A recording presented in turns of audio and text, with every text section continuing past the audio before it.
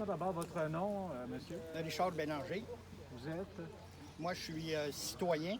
2 maisons impliquées dans le paysage humanisé. OK. Vous êtes aussi candidat pour les prochaines élections? Je suis candidat dans le district Jacques-Bizard ici pour les élections 2021 avec l'équipe de Denis Coderre et Stéphane Côté. D'accord. Alors, monsieur, donc, en tant que propriétaire, comment est-ce que vous percevez justement cette nouvelle désignation de paysage humanisé? Écoutez, moi, le paysage humanisé, je trouve que c'est un beau projet. Ce que je trouve, où le manque a été, c'est que le manque d'information, parce que si vous faites le tour du secteur, je dirais qu'il y a 80 des gens qui ne sont pas au courant c'est quoi un paysage humanisé. Deuxième des choses, c'est toujours la perception des gens. Les gens ont peur.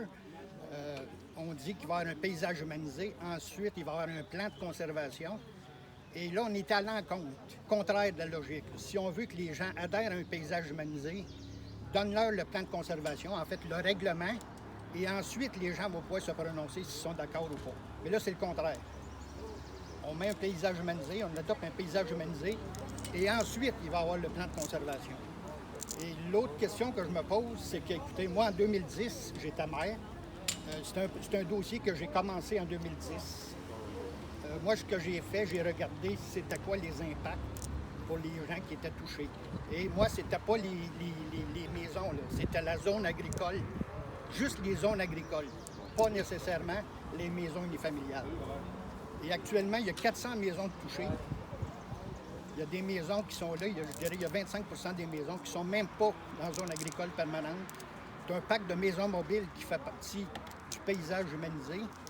Il y a eu un grand manque d'informations. Ça, c'est du début à la fin. Les gens vont l'apprendre en regardant la télévision à soir.